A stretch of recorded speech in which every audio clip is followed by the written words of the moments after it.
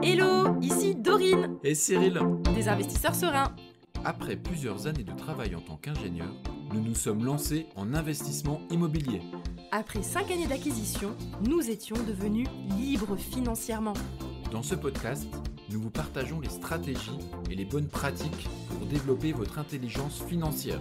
Dans le but non seulement d'être plus riche sur le papier, mais avant tout pour devenir plus libre et plus heureux. Alors, ouvrez grand vos oreilles et préparez-vous à atteindre vos objectifs. La rentabilité différentielle ou comment maîtriser le coût de ses travaux. Hello les investisseurs sereins, j'espère que vous allez bien. Aujourd'hui, c'est le jour pour faire un petit épisode, on va dire technique. Technique en termes de calcul et en termes de gestion de chantier et de travaux. Je me dis que c'est intéressant parce que j'en ai discuté cette semaine avec un membre du club et je me suis dit ça pourrait peut-être intéresser les membres du podcast. Alors, déjà, je vous dis tout de suite, le mot rentabilité différentielle, j'ai regardé sur Internet, il n'existe pas vraiment. En tout cas, vous tapez ça sur Google, vous tombez sur des articles de comptabilité différentielle. Mais en tout cas, la rentabilité différentielle, je vous le dis tout de suite, c'est moi qui l'ai inventé. Je ne sais pas si c'est exactement la bonne façon de dire en français pour dire ce que je vais vous expliquer après. Mais moi, c'est une notion que j'utilise pour mes décisions lors d'un chantier. Est-ce que j'y vais ou pas en termes de travaux, soit des travaux supplémentaires, ou bien je réfléchis à sur quoi je préfère mettre de l'argent dans mon chantier pour que ce soit le plus intéressant pour moi. Donc, voici la notion de rentabilité différentielle que je vais vous expliquer. Elle va être vraiment essentielle, moi je trouve, pour un investisseur de l'avoir en tête. Vous allez voir à quoi elle sert et comment je l'utilise. Peut-être que vous l'utilisez déjà et que vous ne saviez pas que ça s'appelait comme ça parce que j'ai décidé que ça allait s'appeler comme ça à partir d'aujourd'hui. Mais voilà. Donc, en gros, l'idée de la rentabilité différentielle, elle est intéressante quand on fait un chantier. Donc, on a acheté un bien, un appartement, un immeuble, peu importe, ça marche pour tout. Et on se pose la question, est-ce que il est intéressant que j'investisse cette somme dans mon chantier pour faire telle amélioration ? Est-ce que le fait d'injecter cette somme est rentable ou est-ce qu'elle n'est pas rentable ? En fait, c'est un calcul mathématique tout simple. Imaginez, vous avez votre appartement et vous vous dites « Ok, j'ai mon enveloppe travaux que j'ai pu emprunter à la banque, j'ai 30 000 euros de travaux à faire. Dans quoi est-ce que je vais injecter ces 30 000 euros ?» Alors, évidemment, il y a des choses évidentes qu'on est obligé de faire pour un chantier. Par exemple, remettre aux normes l'électricité. Voilà, faire il y a quelques points évidents qu'on doit faire, qu'on ne peut pas y échapper. Voilà, qu'on sait qu'on doit refaire les peintures. Voilà, il y a des choses qui sont entre guillemets standards, mais il y a quand même beaucoup de postes dans le chantier où on va être amené à se poser des questions. Vous allez voir, j'ai fait pas mal d'exemples dans l'épisode, donc je les ai préparés, j'ai fait un petit peu les calculs en amont pour essayer de vous expliquer la logique derrière. Et donc, le principe de la rentabilité différentielle, ça va être de calculer est-ce que le montant que j'injecte est rentable par rapport au loyer supplémentaire que ça va pouvoir me générer. Je vais vous donner un exemple tout simple. Vous avez un appartement au dernier étage et vous vous posez la question, est-ce que ça vaut la peine ou pas que je change le Velux, que j'en mette un plus beau, un plus grand ? Ça va être beaucoup mieux pour le locataire. Et moi, en fait, ce que j'aime bien faire, c'est OK, combien coûte l'installation, l'achat de ce Velux fini, tout compris ? J'ai mis 3 000 euros. Alors, 3 000 euros, c'est déjà un beau Velux. Hein. C'est un beau Velux. Et posez-vous ensuite, dans un second temps, la question de combien est-ce que cet investissement va me faire augmenter le loyer, c'est-à-dire la valeur perçue pour un futur locataire. Est-ce que, lorsqu'il va rentrer dans l'appartement, il va se dire « Waouh, ah ouais, ça change tout ?» Ou est-ce que c'est quelque chose qui va, en réalité, pas vraiment apporter de la valeur au locataire ? Moi, je considère en général que la création de lumière, de luminosité, ça augmente la valeur perçue. Surtout quand on avait un vieux Velux avant, même s'il était étanche et qu'il était bien, on remet un nouveau Velux avec les petits volets électriques intégrés. moi je considère que ça augmente le loyer vraiment pas mal. J'ai mis 50 € de loyer en plus dans mon exemple. Je suis vraiment partie du principe que c'était un appartement hyper peu lumineux à la base et qu'en fait le fait de changer ce Velux, ça le change complètement de standing, ça lui fait changer de gamme. Moi j'ai mis 50 € de loyer en plus, alors c'est peut-être un peu exagéré j'avoue. Et donc ça fait 600 € par an de loyer en plus. Donc ce que vous faites avec mon petit calcul de rentabilité différentielle, c'est que 3 000 € injectés pour 600 € de loyer supplémentaire, ça correspond à 20% de rentabilité. C'est-à-dire que ce bout de chantier qui vaut 3 000 € va me rapporter en réalité 20% sur la somme injectée. Évidemment, j'espère que cette somme, vous l'avez empruntée à la banque, ça c'est l'idéal, plutôt que ce soit une somme de votre poche. Mais bon, c'est quand même utile pour se poser la question des sommes qu'on injecte de sa poche. Et donc là, go, faites-le, parce que dans ce cas-là, c'est intéressant, ça apporte vraiment de la valeur pour le locataire. Deuxième exemple, parce que j'en ai fait plusieurs, vous allez voir en même temps, refaire la façade. Imaginez que vous avez une façade qui n'est pas nickel. D'ailleurs, j'ai eu cette discussion au sujet de la façade il n'y a pas longtemps, donc avec la personne du club. Et elle me dit, oui, mais regarde, la façade, elle n'est pas très bien faite, on commence à voir les briques, c'est pas top, moi ça m'énerve, j'ai envie de refaire la façade. Mais en réalité, j'ai posé la question, est-ce que déjà la façade, elle est sécuritaire ? Est-ce qu'il y a un risque pour les personnes qui passent dans la rue ? Est-ce qu'il y a des morceaux qui risquent de tomber dessus ? Ou est-ce qu'en réalité, elle est saine, elle est solide et il n'y a pas de problème de sécurité ?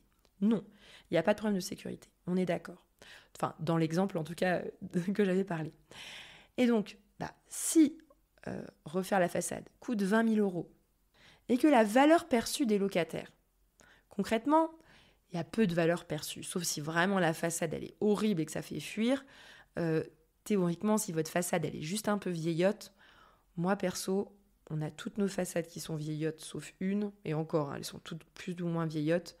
Ça ne nous a jamais empêché d'avoir de très très beaux loyers pour nos biens parce qu'ils sont super à l'intérieur. Mais tout simplement parce que quand tu es locataire, la façade, c'est pas là où tu as le plus de valeur apportée. Pour 20 000 € d'investissement dans la façade, je considère donc que ça va augmenter peut-être la valeur perçue de 10 € de loyer par locataire. Imaginons c'est un immeuble avec 5 locataires à l'intérieur. Et encore, je trouve que 10 € de loyer en plus pour une façade, voilà, grand max. C'est pas un game changer pour un locataire d'avoir une belle façade pour son appartement. Donc, c'est plus intéressant en tout cas peut-être à la revente pour rassurer les racheteurs. Mais là, on parle vraiment en termes de rentabilité pour les locataires. Donc, ce que je constate, c'est que 10 € de loyer par mois en plus, imaginons qu'il y a 5 logements, donc ça fait 50 € de loyer par mois en plus avec le fait d'avoir refait la façade, donc ça fait 600 € par an, et donc maintenant je compare les 600 € par an de revenus en plus par rapport aux 20 000 € injectés. Et dans ce cas, en fait c'est simple, c'est 2,4% de rentabilité.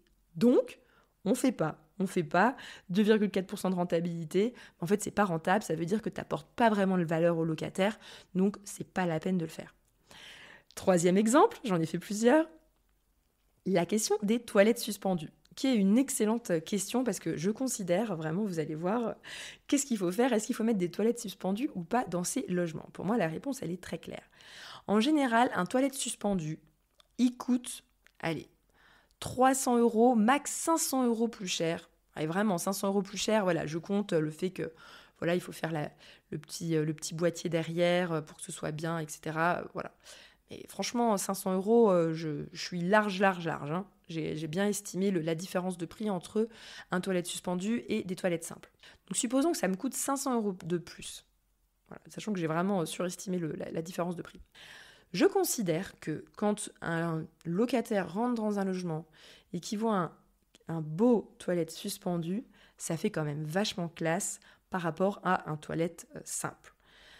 Donc, je considère que j'augmente de 5 € de loyer en plus par mois, clairement, parce que ça, voilà, au lieu de payer 500 € par mois, j'aurais envie de payer 505 € par mois. Alors évidemment, c'est vraiment des chiffres très théoriques, mais c'est pour vous permettre de réfléchir et de comprendre comment fonctionne la réflexion de l'investisseur rentable. Donc 500 € plus cher, 5 € de loyer en plus, ça correspond à 12% de rentabilité. J'ai fait le calcul rapide, donc 5 € x 12, ça fait 60 euros.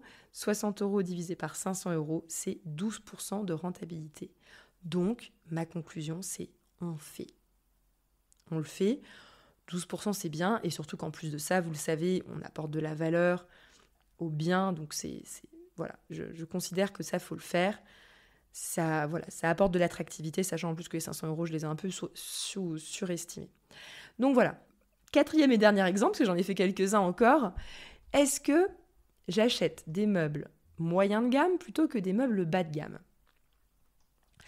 Alors, pareil. En fait, on se pose la question quand on emménage son appartement pour ses futurs locataires. On se dit « Ah, mais je vais économiser par-ci, par-là pour pas mettre des meubles trop chers. » Trop bien. Alors, j'ai estimé, grosso modo, entre meubler un studio en bas de gamme, la différence avec le meublé en moyen de gamme. Donc, quand je dis moyen de gamme, c'est-à-dire qu'on ne va pas non plus taper sur du haut de gamme comme si c'était une résidence principale et mettre des fortunes dans tout. Non. Là, je parle utiliser du moyen de gamme chez Ikea, solide, robuste, qui tient dans le temps, qui est esthétique, mais qui est plus cher quand même, clairement, que le bas de gamme Ikea, qui est vraiment l'entrée de gamme avec les meubles cheap les moins chers. Je considère que pour l'ameublement d'un studio, hors cuisine, c'est 1 200 euros plus cher d'utiliser des meubles moyen de gamme.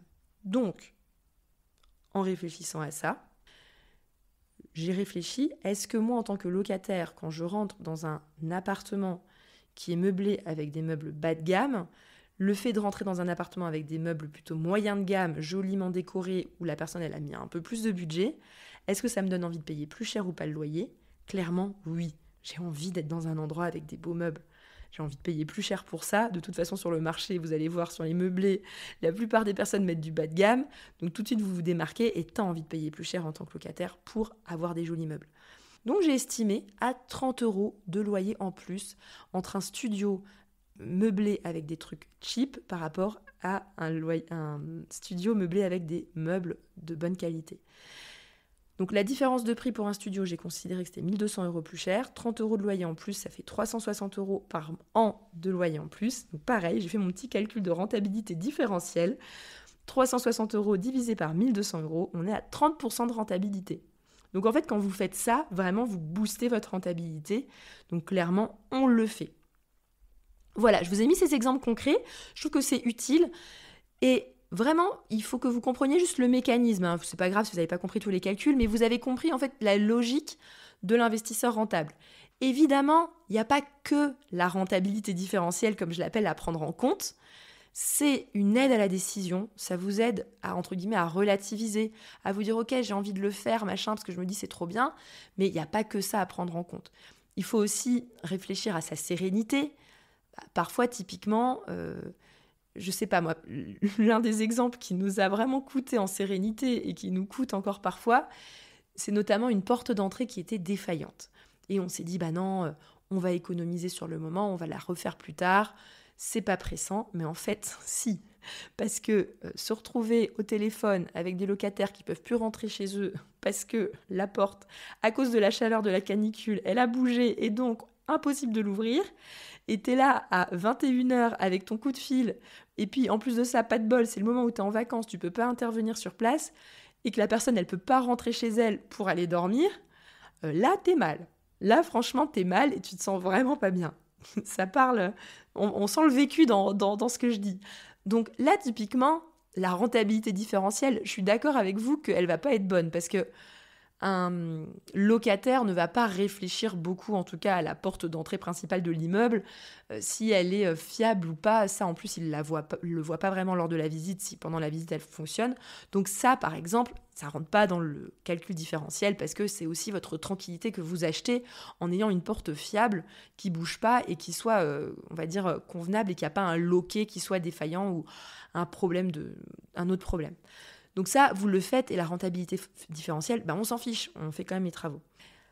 Mais voilà, ce que je veux juste vous dire, c'est qu'il n'y a pas que la rentabilité différentielle à prendre en compte, il y a également à réfléchir à est-ce que ça va être quelque chose de pénible à gérer ou pas après coup. Moi, par exemple, le changement de la chaudière, je considère que c'est pas trop galère à changer une chaudière qui pète. Parce qu'en général, déjà c'est facile à déléguer, parce que tu peux demander à ton gestionnaire de faire venir quelqu'un. Parfois, en effet, il y a 3-4 jours pour commander la chaudière. Alors là, tu fais tes plus plates excuses à tes locataires en place. Tu leur fais éventuellement une petite ristourne sur le loyer le mois là.